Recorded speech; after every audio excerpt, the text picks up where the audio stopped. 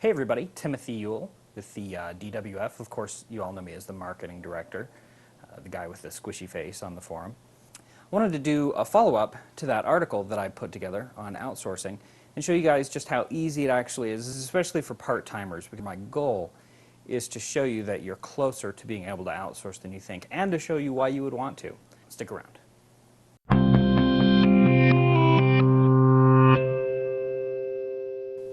So most people, when they think about outsourcing, really what sticks in their mind is album design and all those other things like that. And those are great things to outsource, especially if you're a procrastinator like I am, and if that's something that you hate doing, you probably will be better off outsourcing. The whole idea behind outsourcing is so that you can spend your time doing the things that make you the most money. Of course, I touched on this a little bit in the article. We're a small shop, it's just Heidi and I. We're not to the point where we're ready to hire a full-time employee. And I'm guessing there's a lot of you that are out there as well, where you're kind of feeling pressed for time, but you can't afford an employee.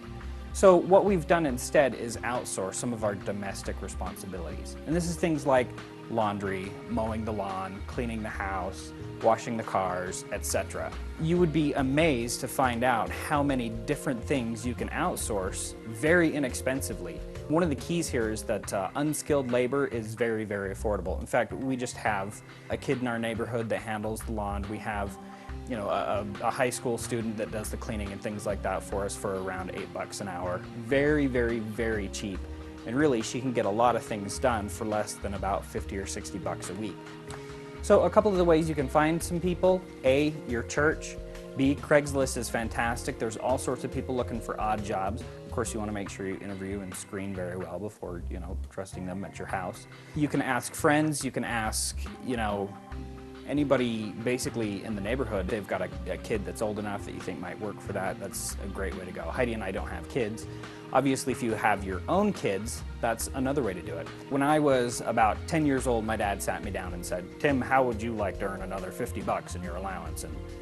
And of course, I said yes, and then he tied a few strings to it, and essentially I ended up doing a few more chores and things like that. Frankly, I was happy because I had a lot more money, and he was happy because those were things he didn't have to do. When he got home from work, he was able to just be with the family and hang out. So that's another idea on outsourcing, is family members. Now, also with your family members, you can have them answer emails, phone calls, things like that. You may think that it might be funny to have your wife or your daughter or someone else like that doing some of these things, especially if she shares the last name. Clients don't care.